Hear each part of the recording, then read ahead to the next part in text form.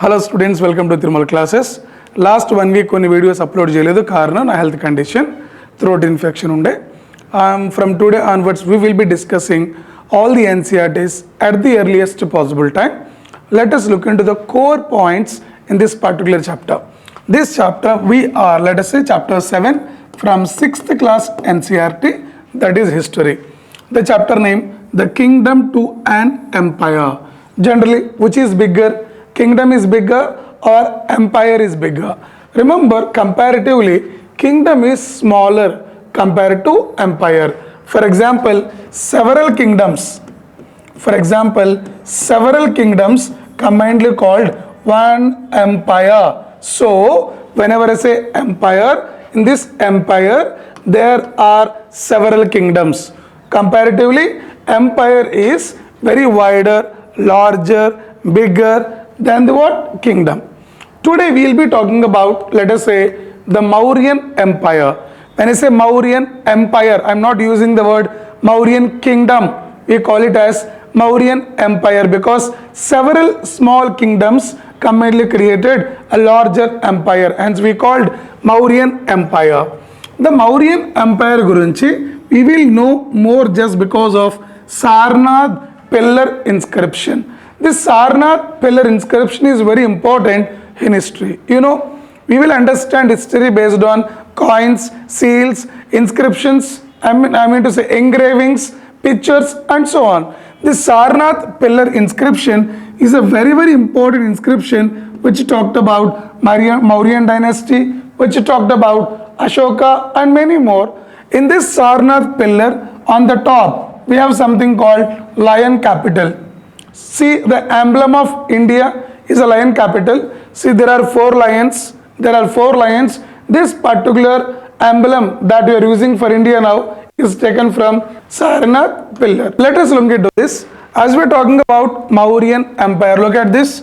Ashoka inscriptions were inscribed on pillars and rock surfaces. I mean to say, what are the Ashoka achievements?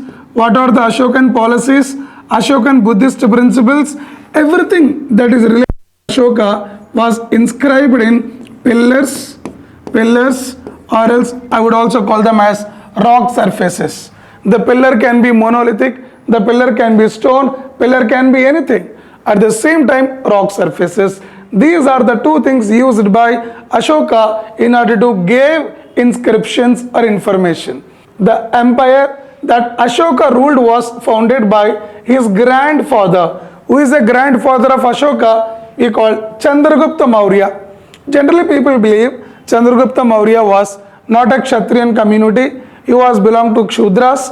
With the support of Chanakya, Chandragupta Maurya became empire, or he founded Mauryan dynasty. So my point here is Chandragupta Maurya, more than 2300 years ago, with the support of Chanakya, they founded Mauryan Empire. So Mauryan Empire founded by Chandragupta Maurya with the help of Chanakya. Chanakya wrote an important book called Ardhashastra. See, Ardhashastra is the book which talks about administration. Very, very important. ఈ రోజు అంటే ఈ modern స్టేట్లో కూడా many administrative principles were based on Ardhashastra written by Kautilya. I mean to say, the principles that are written by Kautilya in Ardhashastra is still relevant even in the modern state administration. In that way, Chanakya is a very futuristic administrator or person or a minister who wrote an important book called Ardhashastra. Look now then, what is a dynasty? Very simple. There is a kingdom, empire and dynasty. When I say kingdom is a smaller one, empire is a bigger one, many smaller kingdoms combinedly called one large empire. Then what is a dynasty? If a family members ruling a particular empire or kingdom over a period of time, like son, like grandson, again great grandson, we call it as a dynasty. Again say Mauryan dynasty. Why? Because it is founded by Chandragupta Maurya. Followed by ruled Bindusara and again his son Ashoka ruled. అంటే ఒక family members అందరూ కంటిన్యూస్గా ఒక రాజ్యాన్ని rule చేసినట్లయితే దాన్ని మనం ఏమంటామండి? Dynasty. So it is that dynasty. So we can call Mauryan dynasty Mauryan empire. We can call it as Mauryan dynasty because ruled by kings who are belong to same family, which is also called Mauryan empire because very larger, many kingdoms combinedly called one big empire. So the point here is, we know there is a Mauryan dynasty founded by Chandragupta Maurya and important person Bindusara. Next important Ashoka, very very important. Look now, how our empires are different from kingdom? That I already told to you. Empires are larger than kingdoms. Then look, ruling the empire. Sir, who will rule the empire? Generally king or emperor will rule this empire with so many technical stuff. Ante there is a emperor or king followed by many local kings, landlords, mantris, tax collectors, police inspectors, divans. Like that there is a decentralized administrative system. Whenever there is a large kingdom or large dynasty or large empire we have, they mostly followed decentralized administrative system under kings. There were many other regional kings and followed by tax collectors and other administrators. With them they try to rule an empire. Every empire has one or multiple capitals. Even India is having capital. Like every empire has one or multiple capitals. Look, as the empire was so large, different parts were ruled differently. Different parts were ruled differently. This is an empire. Every part ruled in a different scenario. Emperor supervised them all. And meaning the king, that is emperor, and local kings, administrators, everyone is supervised by the real emperor. They ruled from capital. For example, every dynasty or empire or kingdom has their own capitals. Most of the times king rule this entire administration from capital city. For example, for India, Delhi is the capital city. The most central government administration will be carried from Delhi. Like that, every empire, kingdom, dynasty has their own capital. Capital can be one or two or more sometimes. The emperor and capital city. Look, there are emperor and capital city. Means what? Every emperor has a capital city. From there he used to administer his complete empire. Sometimes these capital cities are visited by foreign travelers. For example, look here, Megasthenes. Megasthenes was an ambassador who visited Chandragupta Mauryan, who visited court of Chandragupta Maurya, and he was sent by Seleucus Nicator. In fact, Megasthenes wrote a book called as Indica. What is the book written by? Kautilya Ardhashastra. What was the book written by Megasthenes? Indica. Megasthenes is a Greek ambassador, visited Chandragupta Mauryan court, and Megasthenes sent by Seleucus Nicator. He was a Greek ruler. And I said Megasthenes visited Pataliputra. What is the capital of this, like let us say Mauryan dynasty, is Pataliputra. This Megasthenes visited Pataliputra during the time of Chandragupta Maurya. Megasthenes was sent by a Greek ruler known as Seleucus Nicator. There was a book written by Megasthenes, we call it Indica. Next one, Ashoka, a unique ruler. Of course, out of all the Mauryan kings, Ashoka is one of the powerful and unique ruler who fought for Kalinga war. Ashoka is always known for his Kalinga war. After the biggest Kalinga war, he left all the wars and he turned into a Buddhist and he promoted Dhamma.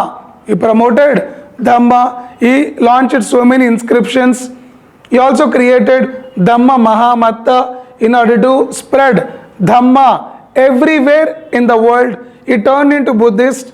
In fact, he also turned his son and daughter like Mahendra, like Sangamitra, they also became a Buddhist and they went to Sri Lanka in order to promote Buddhism. And after Kalinga War, Ashoka turned into Buddhism. He started spreading Buddhist principles. Look this, the most famous Mauryan ruler was Ashoka. Ashokan inscriptions, because Ashoka is known for laying so many inscriptions, pillar inscriptions, rock inscriptions in the language of Prakrit and Brahmi. Is most of the inscriptions are Prakrit, some of the inscriptions are in a language called Brahmi. Look, Ashoka's war in Kalinga, in order to conquer Kalinga, he declared Kalinga war, which is a modern coastal Varisa.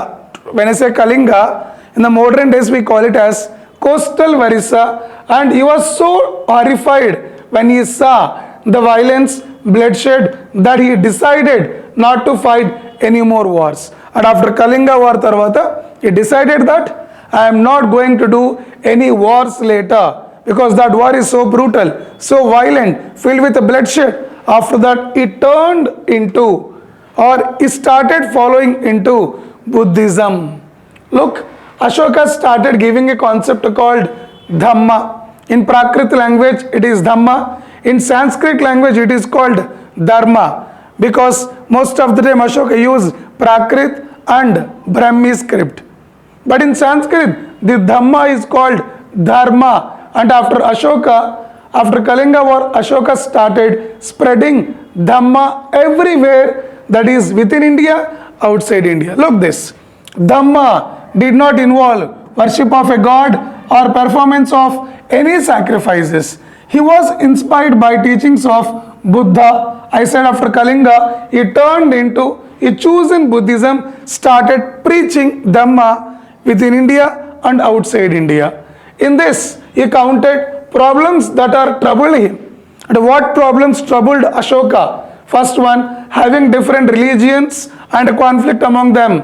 Animal sacrifices, he don't like. Servants or slaves and servants were ill-treated. Slaves and servants were ill-treated. They were treated very less. These are the problems which troubled Ashoka.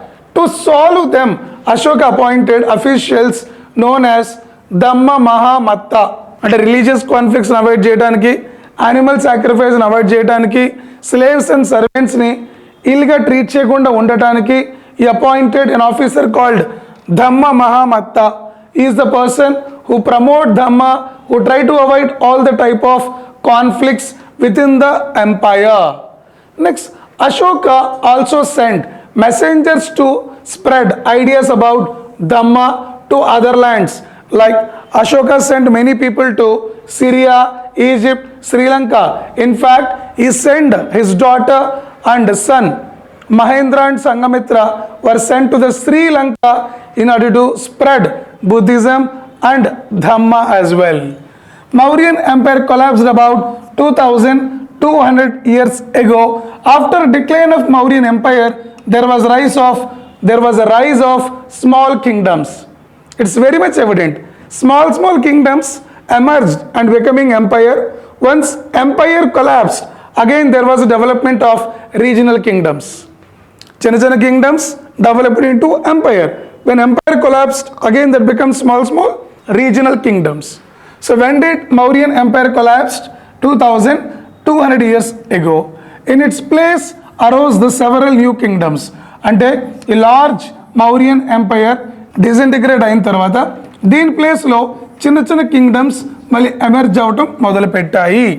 like ఒక పెద్ద చెట్టు కూలిపోతే దాని తర్వాత చిన్న మళ్ళీ మొలకల్లాగా చిన్న చెట్లు ఎలా అయితే వస్తాయో, that is how when Mauryan empire collapsed there was a rise of smaller kingdoms.